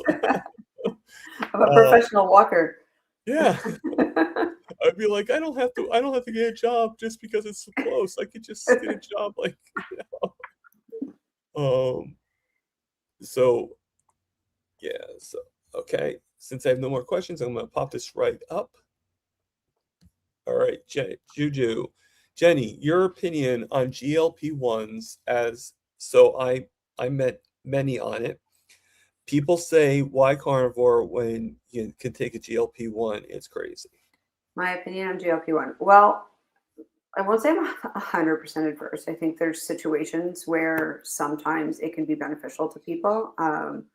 I would want to work with that person again. I'll reiterate, on a nutrition and fitness regimen. Some very close people in my life are currently taking or have taken GLP-1s. A couple against my advice and are now dealing with the consequences that I advised they would probably be dealing with because they didn't follow their diet or fitness routines. But you know what? Look, if we're dealing with specific circumstances, sometimes morbid obesity, if we're dealing with somebody with like Tom, when you were dealing with significant mobility issues, or we're in a situation like that, I'm not adverse to a short-term dose of it. I personally wouldn't recommend it, but if somebody came to me saying this is something that they need to get their head in the right space, or to get themselves that jump in the right direction, and they're willing to commit to the lifestyle changes, you know what? I think, again, we have to meet people where they're at. I think you're doing a really big disservice to people if you point the finger at them and tell them they're wrong. Nobody likes that. I don't like when people look at me and tell me I'm going to die because I'm a carnivore. I don't want other people to feel that way, despite how social media treats me every single day. But I don't want other people to feel like that. So I think, yeah, can diet be significantly impactful? Yes. If you're talking somebody who's 600-700 pounds, one of my clients came to me at 550 pounds. In that circumstance, just getting up and that person wasn't even ambulatory from their bed to the kitchen. So in that circumstance, yeah, we definitely want to be working on that mobility. That's why I suggested chair yoga. We want to be putting the right diet things in place. But if somebody's dealing with that kind of a food addiction as well, switching them directly into carnivore is so severely impactful for their body. They're going to deal with a whole second set of health repercussions. Like, I took 3.5 months to ease that person into a meat-based diet, cautiously, to protect their body from that response. So I do deal with like the eating disorder space a little bit as well. And I think it's sort of a similar parallel. Some of my eating disorder clients come to me having convinced doctors to put them on GLP-1s, and we're talking people who are significantly underweight, which in my opinion, in that circumstance, is malpractice.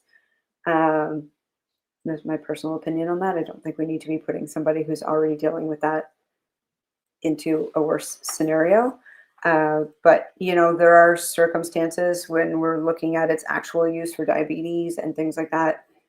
I think it can be used in an okay manner, in an okay timeline. It shouldn't be the first go-to, but if it is, again, something, can anybody else, can you hear me, Thomas? Can everyone hear me? I hear you. Okay. Yeah, I see Sandy said she can't hear. Does anybody else have a hard time hearing Jenny? Am I just talking and it's just me and Thomas hearing what I'm saying? Can everybody else? That's okay. Okay, Dan can hear me. Can hear you. So Okay. Sandy, you know, I would check your earphones or whatever. Leave or She come can hear back. now. But She can hear now. yeah, so that would just be my suggestion, would just be, I'm cautiously adverse to them, but I mean, in some circumstances, I think it's okay. I think really we always want to focus on diet, of course, and lifestyle changes first and foremost for people. That's going to be the most impactful thing across the board. Most of them are saying that they can hear you, and Sandy, which is my carnivore mom. She's not my real mom, but she's my carnivore mom. You know, it's good to have moms and sisters and stuff. Just want to give a little shout out to a couple people because we're on Instagram as well. I don't know if you realize that, but we have a coach Mark Enos, Fitness Beyond Oh, hi, Time, Mark. is in, and then we also have Hoser Carnivore. Brett is also in the on Instagram, and Brett, it was great. It was great being on the live with Russ yesterday with you. And one of these days, I'd like to have both of you on my live, which I know we're trying to fix something with you, Mark, because of the time restraints. But you know, Brett, you know, just anybody who wants to be on my show, just email me at tpruitt40@gmail.com, and we'll set up a date. Right now, I have things going on in October. My earliest date is October right now. So I snuck in there. I just snuck right in on like the. Well, it's funny. It's like a lot of times I'll you. I find this kind of funny, okay, because people don't realize that it's a math thing. Like I'm going to keep on asking people if they want to be on. They want to be on. Obviously because I'm trying to fill in the space, right? And a lot of times I'll get the answer, oh, well, it's too soon for, that's too far out. So when we get to September, let me ask me, and they don't realize that, okay, by the time September comes, you're in December. I've already asked enough people to go into December. Yeah. So now it's going. So you might as well log in the date and it will figure it out from there. We're always looking at that too. It is a challenge, and it's like we try to have everybody on our show from like somebody who started carnivore yesterday to Dr. Chafee and everybody in between, because I think everybody's important in this space. And yeah, we are always dealing with the same thing. And when you deal with like the Australians or their own magical time zone connect to generally I'm on Eastern Standard Time too. So it's generally we're on at 5 o'clock in the morning with them to get them on their timelines, but you do what you have to do. You get Mark on the show. Mark's only 6 hours ahead, and he's a great, incredible wealth of knowledge. So no, I mean we'll definitely talk about it, and everything. Now I don't know if they're still here, because it was only 4 messages that were left, but I still want to get them credit, give them a shout out. So, and Sandy goes, love my Thomas son. So we love Sandy. Sandy, you're so cute. I love this space. It's so like, this is hands down the most collaborative podcast space I have ever partaken in. Wow, that everybody knows each other. A compliment. Yeah, that's awesome. I love it. I think it's super cool to see everybody saying hi to each other, and everybody's knows your story, and it's really cool. You've done a good thing here. Well, that's why I came up with the name Chewing the Fat, because that's basically what it is. It's everybody like just conversating and talking, and we're talking a lot about carnivore, but it's just everybody getting together and just getting along, I think too, you create a safe space, right, where somebody can say, I'm struggling, or I don't have, my mindset's not there, or I had this issue, and like I might not know about a leptin response. I guarantee you Mark would have had an answer to that, but like somebody else in the comments is like, hey, I dealt with that, here's my answer, and hopefully it can help you. That's what this is. I mean, I've been part of a lot of communities in my life in the fitness and the wellness space, and I've never found a space to be so collaborative and kind and giving as the carnivore and meat-based communities. It's absolutely such a special thing to be part of. Thank you. I appreciate that. So Dan, very true, Jenny. There has to be compassion and understanding in order to share what carnivore is all about. Totally. Yes, I agree with that. And then he also said, dogmatic. I think he's bragging here. Also, my testosterone has gone through the roof. I mean, I'm no Johnny Sins, but at 45, I feel good. Dan and his wife welcoming baby number 3, 4 coming to. I'm teasing Dan. So, but it is true. I don't really see anything else in here. We have about 15 minutes before we're at 2 hours. So I don't know if you realize that it was 2 hours since we've been. It's been a joyous time. I can't say it's been fantastic, and I've really loved being here with you guys. I enjoyed having you here. You learn about all these, like to tell you the truth, I like it. I like it when I'm really not 100% familiar, like I want to have everybody on my show, and I love having people I know on my show. So don't think that this is me saying like, I don't want you on my show, but I kind of find it fascinating meeting new people. Yeah. And, Yeah. like the ones you don't really know 100% about, because you can't know everybody, No. it's, Even the people you do know. I mean, I had a call with Bella, like Steak and Butter Gal, I don't know, 2-3 weeks ago. And I followed her story very closely. But because we did it for our Growth Roots Global Root Network podcast, we were talking to her a lot more about like different aspects of her life. And she was telling us all these parts of her journey I'd never heard. And same with like Dr. Shafee, he was telling us about some overseas like war zone work he'd done with like Doctors Without Borders. And it was just, you think you know somebody's story because we might reiterate our certain parts of our journey over and over and over again.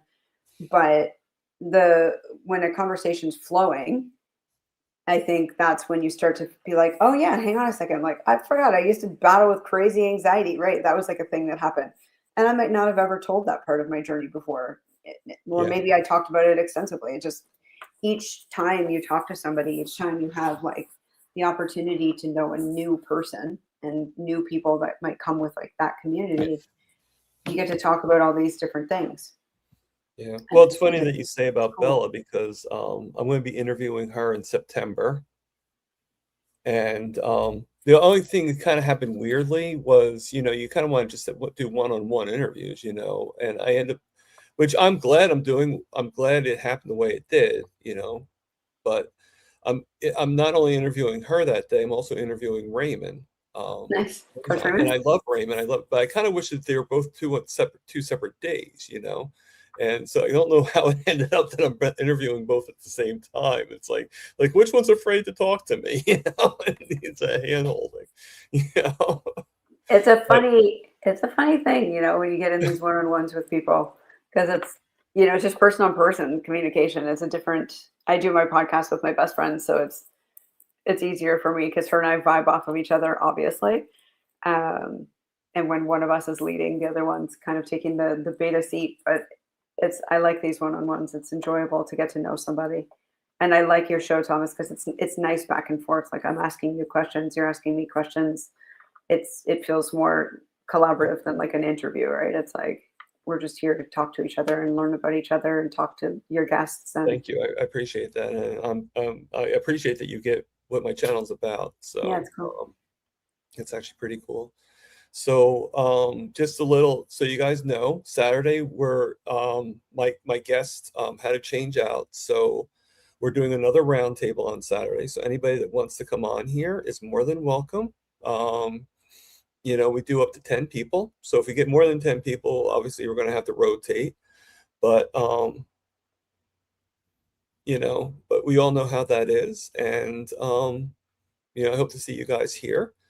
I also, on Wednesday next week, 1 week from today, is going to be Desiree. I think her channel name is Faith, Freedom, and Footsteps. So she's pretty new to the community. I don't think she's been carnivore for even a month yet. If I'm wrong, Desiree will correct me when she's here next week. And it's a journey that keeps on going, and it's one of the reasons why I'm so wanting to go to Hack Your Health. Like right now I have financial things and it's hard for me to save. So I'm like, okay, am I going to be able to go or am I not going to be able to go? But the reason why I want to go is because if I can meet some of these people that, because you ask a lot of people and they're kind of like, well, I don't know you, so I'm not going to really answer you. If I can meet them at Hack Your Health and they can actually see me, then I might have a better chance of getting some interviews from these people. It helps a lot. It helps a lot. Does. My best friend and business partner is American, so she does all the American events, and that's really helped put us in front of a lot of people. Yeah, for sometimes sure. you need to. My friend Jerry Griggs, she has a term that she likes to do. She doesn't like to do things online. She likes to do it in person, and she calls it belly to belly, meaning that you're really close, and that's kind of what for Hack Your Health. That's what I want to be belly to belly with some of these people. You know, I like Dr. Chafee, or Dr. Barry. People, let them see me, let them, you know that, hey, I do have a channel. I've been doing this, and one of the people that suggested, and she was here. I don't know if she's still here or not, but Christy from Meeting Wellness actually said that that's the best way to get people to interview. Like, she couldn't get Yeah, anybody until yeah, she did that. yeah. You It know, would because I met Dr. Ankur, carnivore EP, who's now pretty prevalent doctor in the carnivore space in India, was doing a psychology conference in my city, and he had posted like, "Oh, Montreal, Quebec," and I just wrote him, and I was like, "Hey, let's go for dinner and meet up." And he's like, "Bring your family, I'll bring mine." And I went for dinner with his wife, his son, his traveling, like he's training another doctor, so she's traveling with him, and we became great friends. We had a wonderful, 3 4 hour dinner together, and then through him I met Dr. Chafee because they're very good friends. And then I a number of months ago when I first started my channel, I randomly reached out to the steak lad, whose name is Darcy, if anybody follows him. Um, and Darcy ended up randomly calling me, and we had this really great conversation about how to connect with people in the space and networking. And now Darcy's in America with like the Shafees and with Bella and her husband. And so you see the interconnectedness of the network, right? And it's like when you can get to know people in person, they feel comfortable with you, then they're willing to extend who they know and to be kind of a, hey, like this person's cool, this person's whatever, chat with them, blah, blah, blah, blah, blah. mhm. But I do find most of the doctors and people are pretty cool. If you just reach out to them and be like, hey, I got this thing going on, they're actually pretty chill about coming on. It's just their schedules are a bit challenging to get around, but they are usually pretty. And like once you meet Bella, like Bella will, then you've met Bella, you've met everybody because Bella knows everyone. So Yeah. I think that's the thing. But I'm like you, I'm trying to go to, we've been invited to Hack Your Health with the carnivore community worldwide, myself and my business partner. So she'll be there for sure. But for anybody who knows Selena, the Primal Fox, Yeah. Selena's my dearest friend and business partner in this space. So look for her. She's a beautiful ginger girl. And then look for me because maybe Thomas will get to be there in person together, I'm and that'd hoping, be super cool. my goal is Hack Your Health. I'm kind of avoiding the others just so I can make sure I can go to Hack Your Health. Like I said, it's a matter of like just finances. So I haven't been able to save anything yet. So it makes me a little nervous, Yeah, but it's me because too. you have all these medical things coming up and everything like that. It just, Yeah. life happens. So Mhm. I'm hoping I can figure out a way to save $1,000 or so at least. Yeah. Because part of me too wants to save up. I know it sounds crazy. I have to do travel, travel in the place, travel to the place, Mhm. and then the hotel fare and everything like that. But I also want to figure in, because why go to a place like this and not bring anything with you, not bring anything home, Yeah. Yeah. to me, it just seems like why would you want to go on vacation and not have something to remember the vacation, you know? Totally. And this For would me, be a it's going to vacation be for me hugging too. my best friend in person for the first time in my life. That's going to be what I'm bringing back. But Yeah. that's how that goes. The I internet's mean, a I'm mess. lucky. I actually met my best carnivore friend, Lewis, already a few times. But We just yeah. started a channel called the Long Distance Besties because we Oh, that's cool. are literally like we own two businesses together and we're like two peas in a pod, but we have never actually met in person. So So when we you do do. meet, that's going to be pretty epic. I'm pretty sure the world's going to explode or implode. Who knows? But it is going to be the most epic experience of life, for That sure. sounds cool. Yeah. So, So if so yeah. anybody ever So, meets Selena at events, give her a hug on my behalf. yeah. And actually, you talked about. I'm still yet to get. Oh God, you just said her name. The the ginger. Selena, the Primal Selena. Fox. Yeah. I should just like thought of like Selena, like, Selena the Teenage Witch, or that's Sabrina. But Just say still, Selena, she'd love it. yeah. You just reach out to her and tell her that I was just on your show. Yeah. I'll reach out to her and tell I'm her. yet to get her on my channel, but I did get, and I'm sure you're friends with him too, James. Yeah, James is great. James moderates our village for us. Yeah, he's going to be in about a month or so. He's going to be on my channel. James is a ray of sunshine of a human being. He is an incredible, absolutely I can see that just by guy. his personality. Yeah, he's a beautiful soul. Selena's story is quite incredible. It involves cancer, so that's is a pretty mind-blowing one to hear. But James and Selena are both awesome people. It'll be really great to see them on the show. But it's funny, like, so many people will say to me too, will be like, well, my story's not that much. My story's not that special. I always feel like that. And then I hear the story and I'm like, are you kidding me? It's funny. Like I said, comparisons more than you thought it was. I mean, the only thing I will agree is some people have a hard time telling it. Yeah. I will agree with that might be, but when you're ready to tell your story, when you're ready to put it out there, believe me, your story is going to shine. Mm-hmm. I didn't think my story was that important, but I mean, how I did it was I actually started, I was getting frustrated. I just wanted to tell, because a lot of people weren't wanting to listen to what I had to say. And I was just like, you know what? I don't know if he's going to care about it, but why don't I just email Kerry Mann? So I found his email address and I emailed Kerry Mann. And before you knew it, the channel got started. I did an interview with him, did an interview with Dave Mack.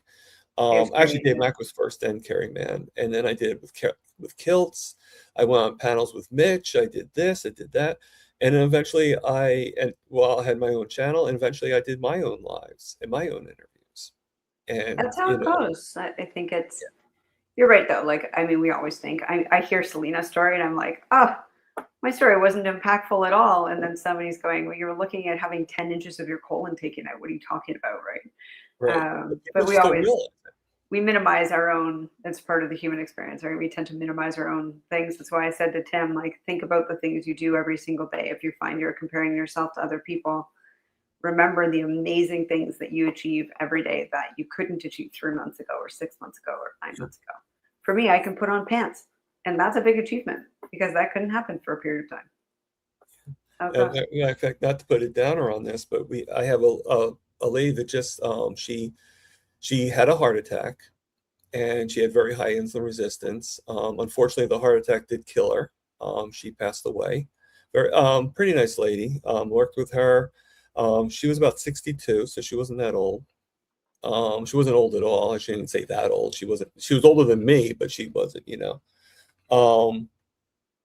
and if you think about it, if she became carnivore, she would have a pretty big story. Now, she might feel that she doesn't, but just the concept, if she was able to reverse her insulin resistance and prevent from having it, because I think the insulin resistance is what helped her with her heart attack, obviously, I think of insulin resistance as a tree trunk, and it causes a lot of things that go on. And if you can get that cured or that fixed, I think you're going to help with a lot of things. Yeah. Unfortunately, you can't lead a horse. You can lead a horse to water, but you can't force them to drink. And that's the situation here. She was like, vegetables are the best thing for me. And, too much fat is no good, and blah, blah, blah, blah, and this is just how people, unfortunately, the blinders are still on, and they just don't see the hypocrisy of a lot of it. But yeah, just, but I think her story would have been just as compelling. You know? And you know what, even if your story is like your whole story is, I was fine and now I feel better. You got ahead of it. What if it, I talk to my young clients like that. I have a girl who's 25 I work with, and metabolically, she's pretty sound. Like, she's got some conflicts that she has to deal with in trauma response, but metabolically, like, she's 25. Her body's great, right? She's fit. She doesn't drink. She eats pretty clean. it was not a big challenge for her to get her diet right, but her story alone of let's not wait until we're the heart attack story. Let's not wait until we're the cancer story. Let's not wait until we're the diverticulitis or the surgery story. Right. It's if your story is just I took control of my health when I was 25. Like, look at Miss Meat, right? She's in our community, Christina. She's 24. She doesn't drink. She doesn't go out. She doesn't party. She eats clean. She takes care of herself. She works on her business. That in itself is a story. That in itself matters, because for all the other 24-year-olds right now who are out getting drunk or high or whatever, to hear it's possible, it's fine to not be doing that, I think matters too.